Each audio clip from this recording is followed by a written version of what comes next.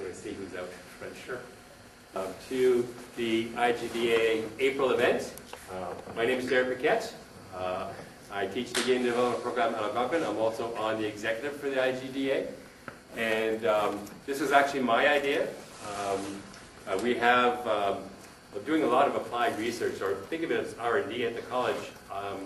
And with all the hype around VR, I visited the construction lab, and I noticed that there's an underutilized station there, which we'll talk about later. I figured the game community needs to know about what we have to offer at the college, because there's a lot of excitement, a lot of demand for content in VR and stuff like that, or just innovation. And the college is here as a resource for the gaming community. So for independents, for small to medium businesses, and so on. So I've invited my friend John Mora, who works for the Department of Applied Research and Innovation, to and myself to talk about what we have to offer at Algonquin. So John, if you want to kick it off. Sure. Thanks, Jerry. Yeah, Jerry and I go back quite a while, over 10 years, I'd say. Yes. Probably one of the first of all, true confessions, I'm a refugee from Nortel. So my background, like probably a few guys are in that boat too. My background's electrical engineering, but when Nortel melted down, I had to decide what I wanted to do next. And I'd also been interested in multimedia, graphic design, music, photography. So I came to Algonquin College and I took a crash course in multimedia graphic design, and that's where I met Jerry. And I got this gig doing applied research projects. I actually applied for a project to get funding. It got turned down, but the department hired me to help other profs propose and get research funding. So that's what I'm doing now. And one of the very first projects that we engaged with was the one that Jerry and I met on. I can't remember how we met, but it was for UQO cyber psychology. Okay. And Jerry will be talking about that project. So. So we go back a long way, and we've engaged off and on for projects over the years that Jerry will be describing to you.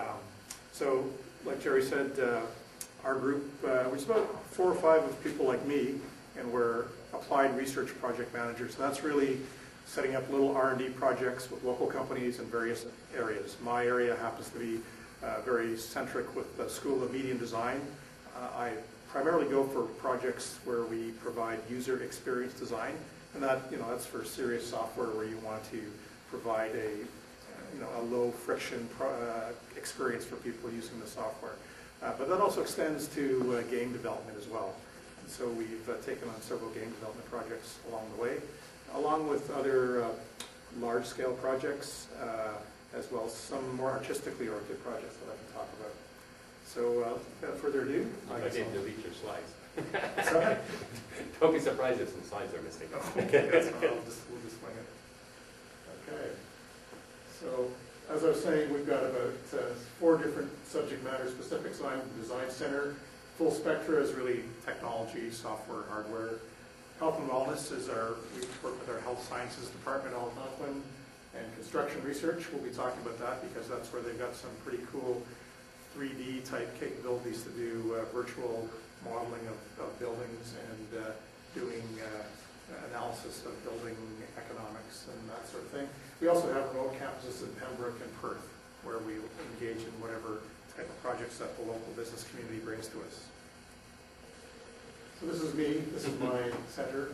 Again, I focus on user experience design, and so this is a quote from our patron saint, Steve Jobs, but basically he's saying that design is more than just making it look pretty.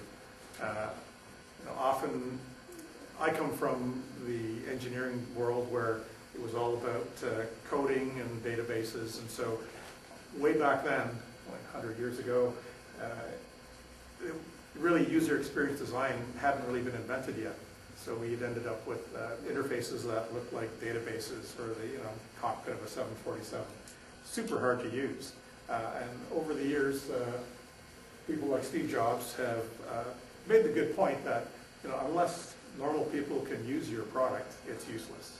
So that's really what the kind of project I look for has the need to have complexity tamed so that we reduce the amount of cognitive friction required to use any piece of technology.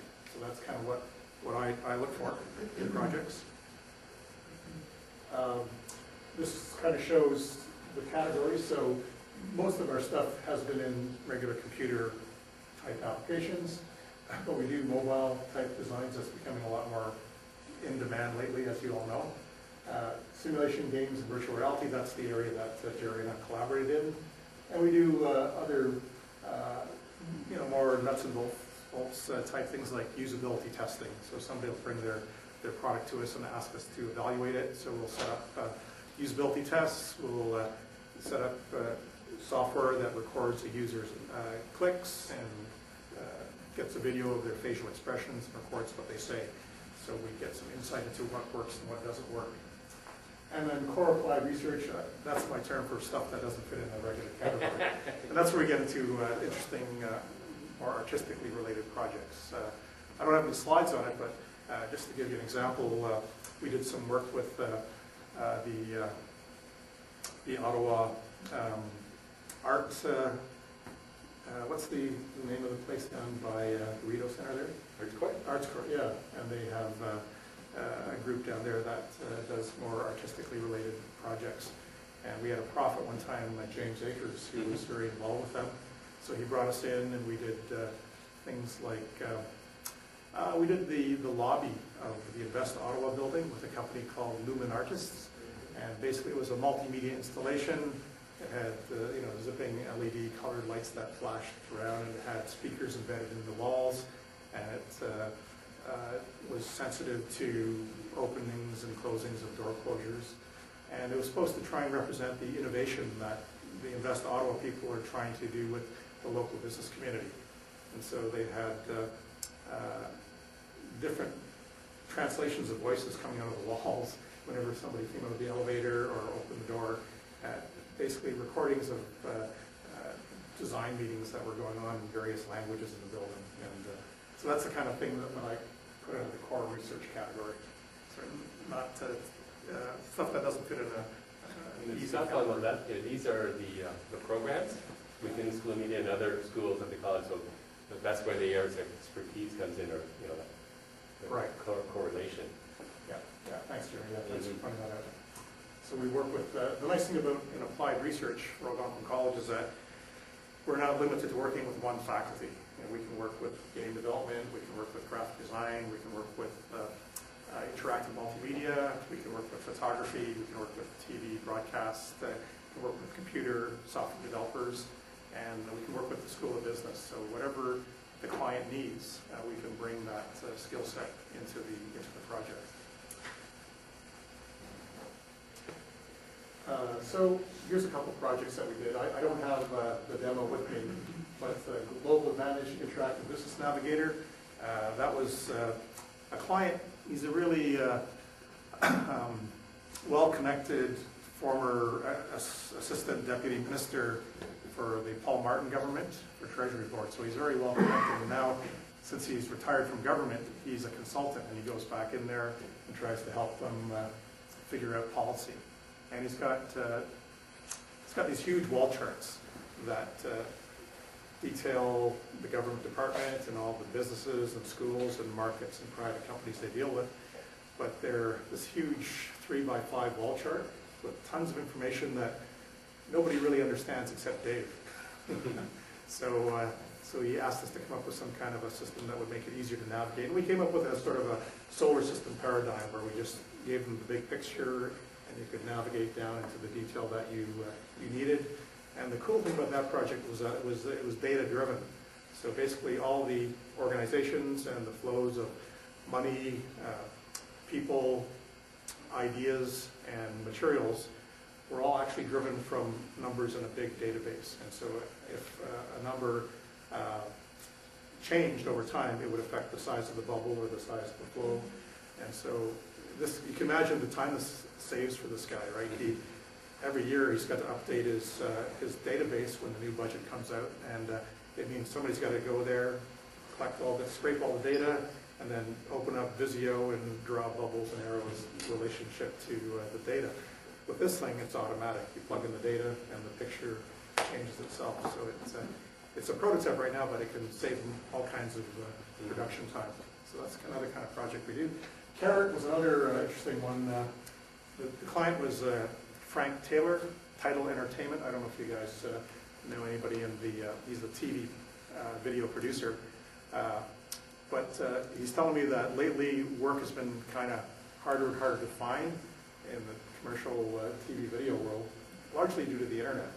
So he's had to find his own play for the internet, and his play is what he calls Carrot. And he produces 3-minute educational videos on anything, meant to appeal to grade 9 and above audiences. And it's kind of like, in concept, like simple Wikipedia. It sort of breaks things down to simple terms that anybody can understand. In a 3-minute, the guarantee is that you're not going to use any more than 3 minutes of your life looking at these videos. But the thing there is that he needed to have a system that easily let people find a related topic if they're interested in something and keep navigating to a series of 3-minute videos until they were satisfied. And so this is still in development. His initial plan, he's going to produce he's going to do a video a week based on what's happening in the news as a news educational backgrounder, and then he's going to go out there and try and get people to crowdsource videos for the site, kind of like Wikipedia, but in 3-minute video chunks. He launched one last month on dogs, basically to synchronize with the Westminster Dog Show. I guess there was a movie about that a couple years ago, like Best in Show, and that's goes on every February. So we produced a little video for him on the history of dogs. Yeah, I thought that one actually no, it doesn't work. It doesn't work. I won't go there. So here we get into the stuff that Jerry and I worked on. I'm pretty sure it was before 2008, Jerry. Was it? Oh yeah. I'm just looking at the video file. Yeah. Anyway, I'll let Jerry talk about this project. So what we're dealing with here is at the University of Quebec in Ottawa, just across the river, they have a psychology department, and the head of that department, Stéphane Bouchard, that you see in the up in the top left, specializes in cyber psychology. He's a internationally renowned specialist in this thing, and what he's convinced the university to do is to invest in what's called the cave. The cave is a fairly old, it was up until recently the ultimate, it still is meant by many means, the ultimate VR experience. So what you're looking at is, the graphic below him is a 10 by 10 foot cube where every wall, ceiling and floor is a rear projection screen. So they have a bottom floor lever, and then you have the big RGB cameras projecting images, 3D images on each one of those walls in real time. They're all synchronized.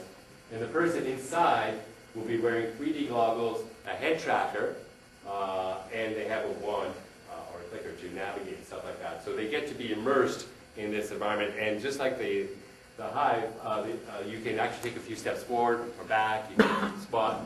So really cool stuff. And the way they use it's developed in this huge environment to see what it's like first, and then port it into smaller portable systems that psychologists can use to help treat the patients with phobias, like arachnophobia or fear of heights, and also gambling addiction and stuff like that. So that's the high-end stuff. And this is a sense of scale.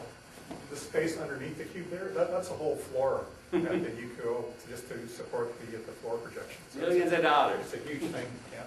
And this is what the cube looks like when it's in action. So of course it's blurry because it's 3D, but you can have multiple people in there. One person has the head tracker and navigating, the other people are just like riding on the sidecar. So pretty impressive stuff. So our students, we were hired, they needed people to help develop content, and they often prototype this stuff in game engines, like Saints Row, and not Saints Row, Gabriel Knight, and stuff like that. So it was a lot, they came to the college, and they hired our students, game dev students, to come in and build the content. So this is a project to help, an environment to help gambling addiction, and it's kind of funny because it was funded by Lago Quebec, of all places. So the idea is to, in order to trigger these reactions, the the person needs to be immersed. They need to feel like they're actually there. And VR, and you realize it doesn't have to be photorealistic. So this is, you walk into the bar, and at the back you have these slot machines. And there's also an ATM nearby, just, handy. And when they actually, they navigate to this spot, and then they have a stool, they sit down, and they actually provide them with a mock-up physical buttons that they can hit and play to do the analysis and stuff like that. So that was then, so that was a VR thing. Just to mention on that casino thing, there was real value to Stefan as a psychologist because he's trying to help people with gambling addictions, but it would be kind of weird to have a psychologist at your side when you're over at the casino in Gatineau trying to figure out what you're doing. So ethical issues, yeah. Yeah, so just let them do it in a safe environment. It's a safe environment. Yeah.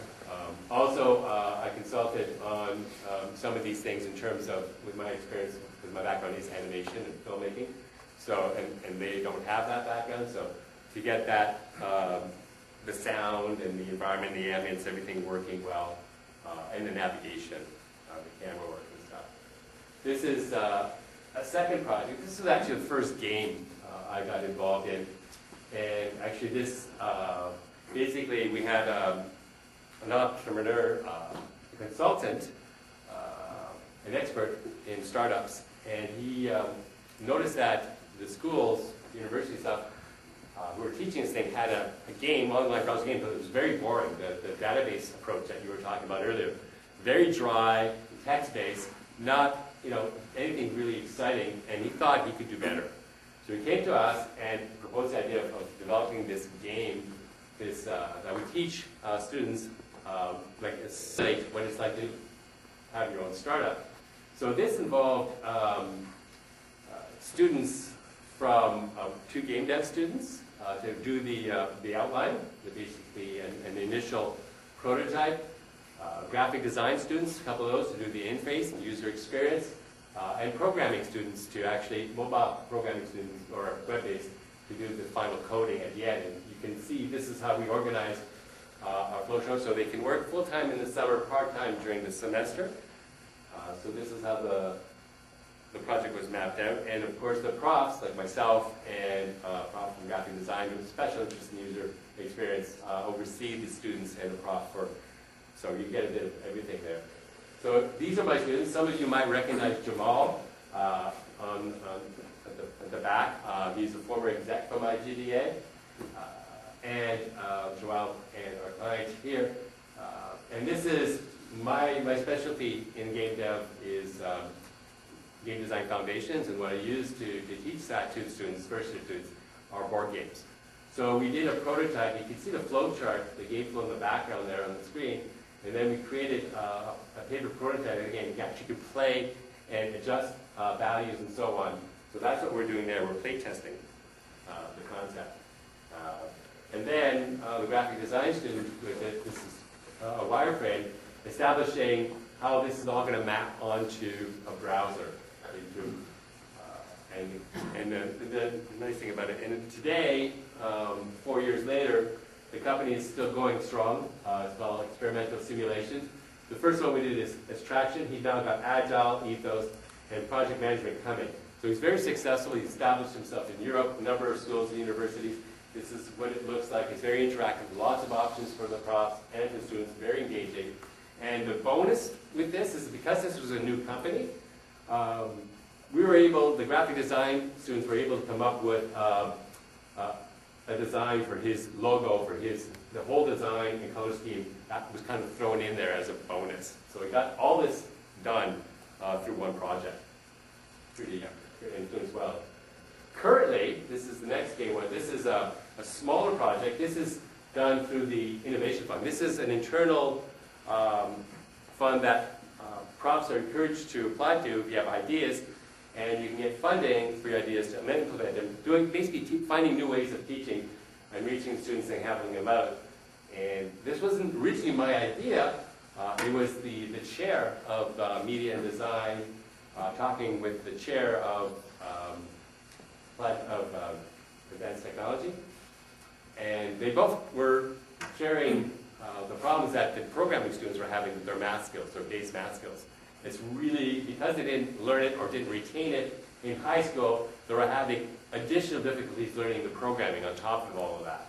So the idea was, what can we offer these students to help themselves and kind of regain that lost skill? So the idea was to do a math game. How hard could that be?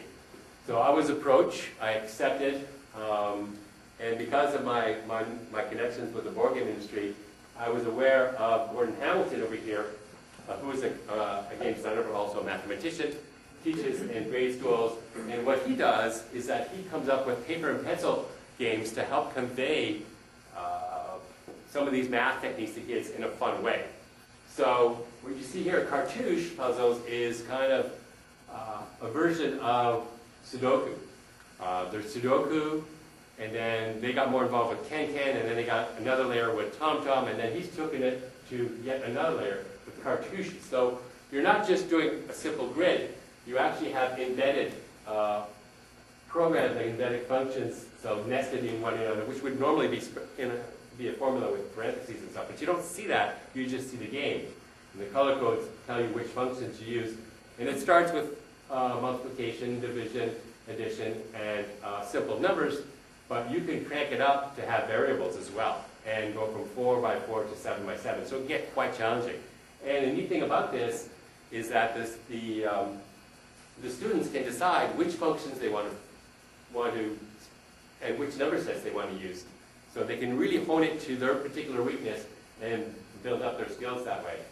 So that's just nearing completion. It will be on display Friday at the Applied Research Day. So pretty excited about that one.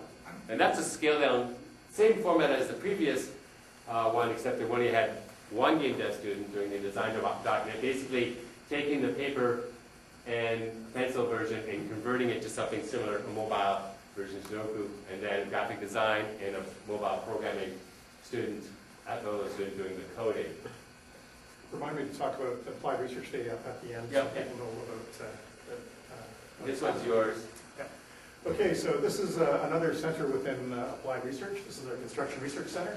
Unfortunately, my colleague Alex Yang couldn't be here tonight, but they do basically construction-related projects, typically with a high-tech spin to it. Again, we can show the equipment. Yeah, we'll go through right here. So he's got some pretty cool stuff in his lab. This is a commercial grade 3D printer. This is Alex. This is our current president, Cheryl Jensen. Proudly displaying. That was a year ago. You opened the lab officially. Yeah.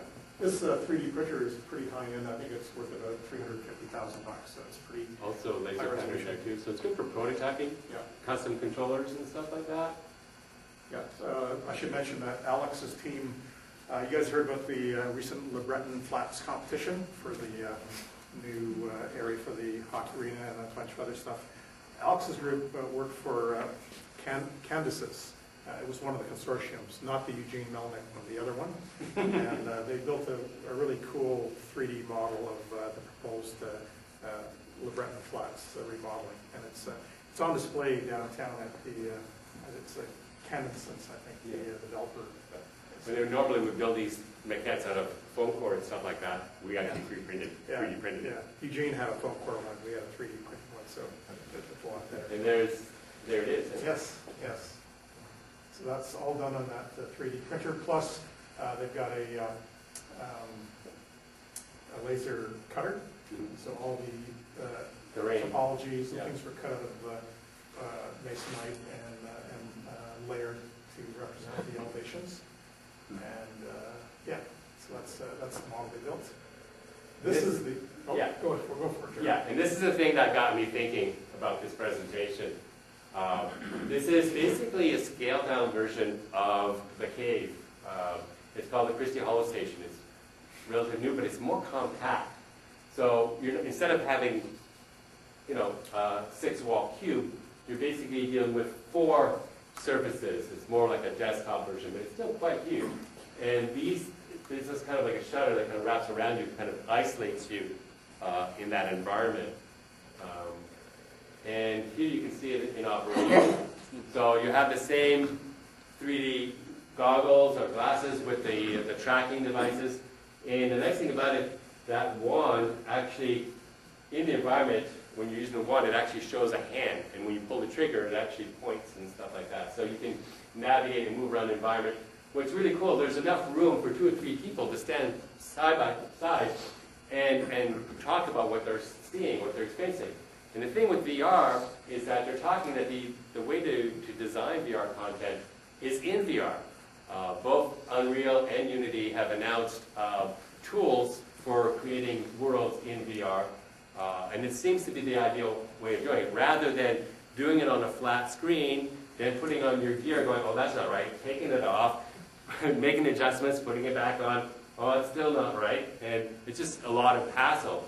So by being in the environment, working in the environment, so this is what these environments are used for, to develop the content before you port it over to the final product. And yeah, back to you, John.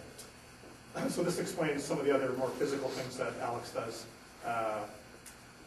Basically, we've got this high-end equipment, and they're actually instrumenting our whole ACE building, or construction trade center building, with sensors and so forth, so they can detect people movement, body temperatures, ambient temperatures, and do building efficiency analysis.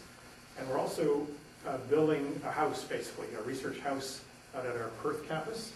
And it's high-tech, it's got solar panels and all kinds of energy innovations in it. And so we'll be doing experiments there to see how energy efficient they can make this house in Perth. Next slide, please. And these are just some of the organizations that we work with. Applied Research Day, I think maybe I'll just show you the webpage with the agenda on it. Oh, no, okay. So I'll explain it. So this Friday, you're all invited to come to our Applied Research Day. Have you guys, who's been to Algonquin College? Anybody? Okay, Who hasn't been to Algonquin? Okay. So you know we've got this cool new student building at the very end. So there's a theater in there. So the first part of the day between 9 and 10:30 or so will be talks. So we've got our new VP of Digital Technology saying welcome. But we've got some, I shouldn't say but we also have some entrepreneurs. There's a company called Gym Track, and they've designed equipment for gyms. You can put these accelerometers and barbells and machines and so forth, and it will automatically track your reps and give you a report card. So they'll be talking about, it's an Ottawa startup, and they're doing quite well, and they're going to talk about their experience. If anybody's interested in how to do a startup, I recommend coming to this and hearing these guys talk. And then between 10 o'clock and 2:30, over in the gym, we'll have about 70 different examples of research projects that our students have been doing. So if you want to get a quick snapshot of the kinds of projects that we do in applied research, you're welcome to come. It's open to the public, and I think parking might even be waived for the day. Cool. Is that this Friday? This Friday, yeah. This Friday, coffees, 8:30, first talk's about 9 o'clock or so. Okay.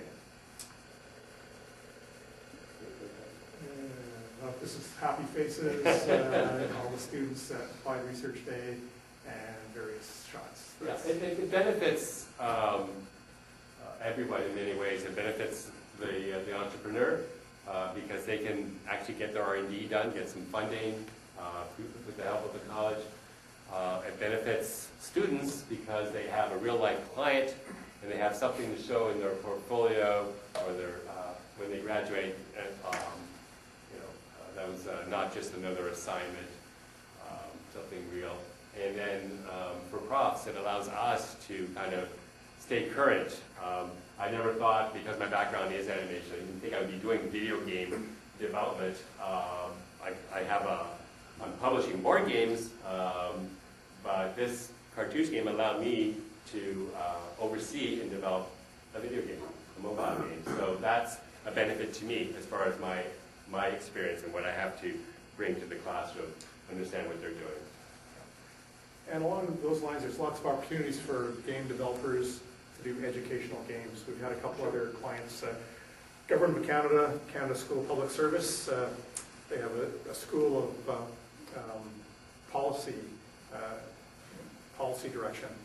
And so this is their own training center over at the center up in Gatineau, the Asticu Center. That's where their training center is. And this guy, he was in charge of educating policy. They had produced a whole bunch of videos on how to do policy development of government, which nobody watched because they were super boring. So he asked us to put a front end on it, to turn it into, to gamify it basically. So he wanted us to put a competitive aspect on it. So to view games, to view videos, you get points, you have teams, you set up competitions with other departments to get that competitive juices flowing. And basically it tracked your progress at watching these videos, kind of like a board game, but in the digital realm. And awarded badges and so forth for accomplishing certain levels. So he was quite pleased with that. And it's a way to basically repurpose all these boring videos that they had produced that nobody watched. We also had an entrepreneur in Toronto, and he wanted us to do something along the lines of the entrepreneurship game, but with a different spin. He wanted to create a market of entrepreneurial ideas. So basically it was a marketplace for ideas. If you had an idea as a startup, but you needed some help or suggestions from other people, you could post your basic idea and ask for people's input in various areas. And he set up an economy. So if you posted a suggestion that you liked as an entrepreneur, you would award him bucks, virtual bucks in the entrepreneur world. And when you get bucks, you can post your own ideas and attract other suggestions and ideas from other people, and you can pay for those with these bucks. So he's basically setting up a marketplace of entrepreneurial ideas, and also a means for people to connect each other. So if your idea, incentive. Yeah, and so it helps people connect and maybe partner and become founders of companies and that sort of thing. So that was another game that we did for him that simulated an economy. Very cool. Yeah, I guess as the last thing, I'll show the flag here of the ACE building. So Alex's 3D lab there, instruction. Bye-bye. Very pretty. I'm an animation guy. So I should explain that Alex's concept for his lab was to be able to do printing, of course, and through the 3D printer, and visualization through the holodeck, HoloStation, and also to do scans, like 3D scans. So he's got a very high-end, like a 3D scanner. And so the concept is that you can scan anything, you can visualize anything in virtual space, and if you like it, you can print it on the printer. So it's like a full circle kind of a concept he's got there. So he took this Leica scanner and actually scanned the lobby of our advanced construction research building. So if you go to the next one, Jerry. So this is done on the Leica scanner. So this is the actual building that I think Jerry will recognize. Yeah. The new one that we built across. It's a little cleaner looking in real life. Yeah, it's a little low res, but still, just for, you set up basically a tripod at certain areas of the building, and you let the thing do its thing, and it stitches together a whole 3D representation of a building space, interior space. And then that can be converted to video as well. Yeah, and this can be, skinned so that will look photorealistic. Yeah. This is just the raw version here. Yeah. So, It's volumetric, so it's 3D, right? It's not. yeah, so it's just, Like it's just 360 replaying video. Jerry's. But, you can imagine a tool like that to set up, fly-throughs and walk-throughs of the physical spaces. Yeah, so I guess that's about it. If anybody has any questions, or if anybody is an aspiring startup guy who wants to start up a company to do games, you're the kind of clients that we would talk to, and it's to enable us to. There's certain research grants out there that are only available to people who work with schools. So businesses and schools can apply for these collaborative research grants, academic business research grants. They're put out there by NSERC, that's our federal government funding agency, Science and Engineering Research. And there's also a provincial agency called OCE, Ontario Centres of Excellence. And they've got various R&D funds that are available if you co-apply a school and a business to get some funding. And they're worth $20,000, $25,000 or so.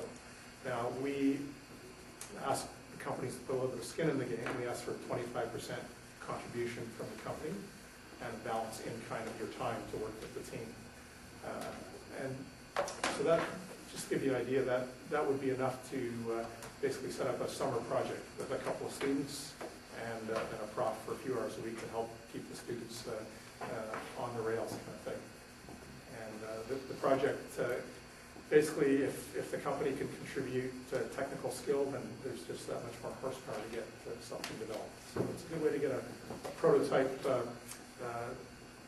product developed and take it to the next level if you've got business aspirations. So if anybody's interested, I'd be happy to give you my card and we can talk later. Any questions? Yeah. Evan? So what is the typical process for getting something started? Like, hypothetically, would I come to you and be like, I have an idea for a project, or like, do you have is there any constraints of what kind of projects you do or anything like that, or? Well, we have to work with for-profit companies, okay? I mean, these government agencies, their whole purpose is to stimulate economic growth in the local economy.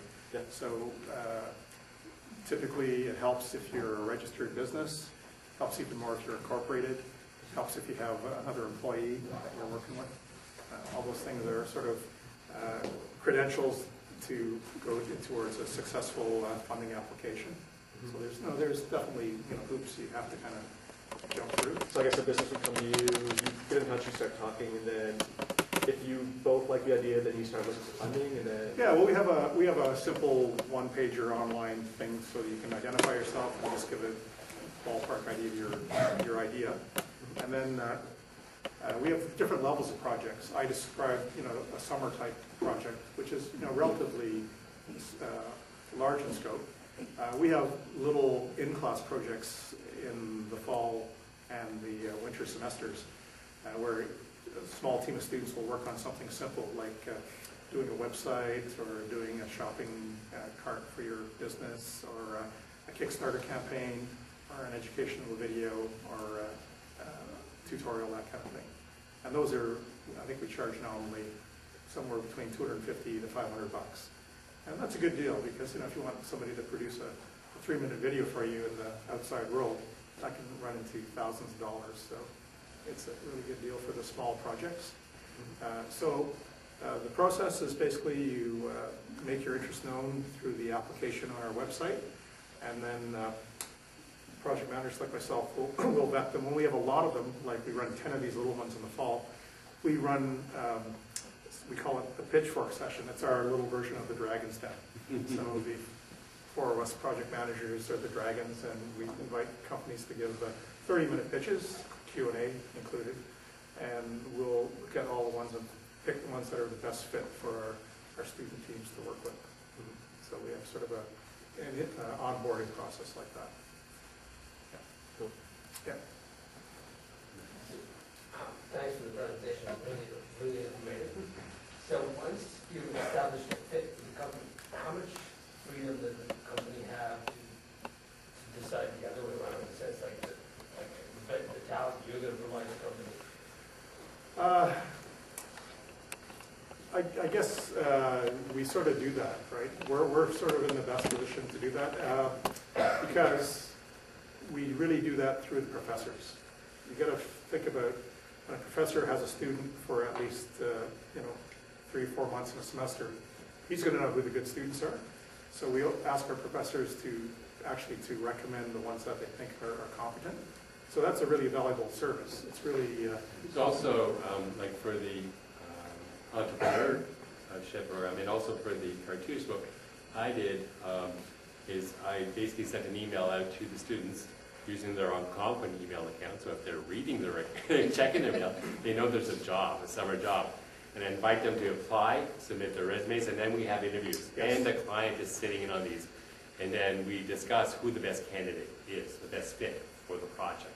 So there's that selection process as well. Okay. So the client does have a say in it. Yeah. A way to think about these projects, it's really not a huge amount of time, say 3 or 4 months. So, and it's pretty low cost. So in a way, if you're looking to hire people, it's kind of like a 3-month job interview. And so if you're looking, we'll get you good students to start with. And then if you work with us, really you'll get a real good chance to figure out if you actually want to hire somebody on a longer term basis. And for us, that's the ideal outcome. If we have a student or project that gets hired by the company at the end of it, Yeah. that's... So that happened in UPO. A number of students stayed on after the project was due. They kept working there. And it's actually come back to me and hired another one of my students to port his assets to Unity because he's switching over. Yeah, and so partly, you know, it's companies that get involved with us have a relationship, and they get to know professors, and there's a pipeline through a professor, and that's what's happened in Jerry's case there. So it's a relationship thing that can be very, really effective. Yeah. James from Next Big Thing Studios. I have a question, but first I'll just give a quick shout out. We're looking for Unity dev. Yeah. Perfectly. Question is, after the company's pitch and the selection process is completed, are some of those companies then, after applying for funding, denied funding, and what's the success rate? It depends on how many people apply and how much funding we can provide. And sometimes it's just an application to go after money with us, right? So, and that's a function of the funding agency's budgets as well. We have, to be honest, we have kind of 2 different ways to fund projects. Most of us have large answer grants that allow us to directly fund projects ourselves. So for those ones, if we think there's a fit, they're in. Currently my 5-year grant is ended, so I need to go after these $20,000–$25,000 individual grants. And I think we're about 50-50 on those ones. So that's just the approximate. And how long is the application process take? Okay, again, if we have some pre-allocated funding, it can be very quick.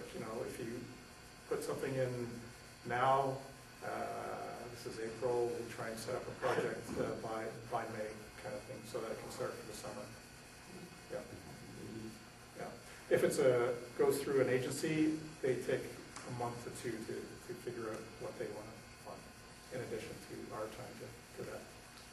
An example of a project that didn't fit, I was called in on a conference call. This was an individual who had developed the next big chess game by adding an extra row and an extra piece and a bit of theme.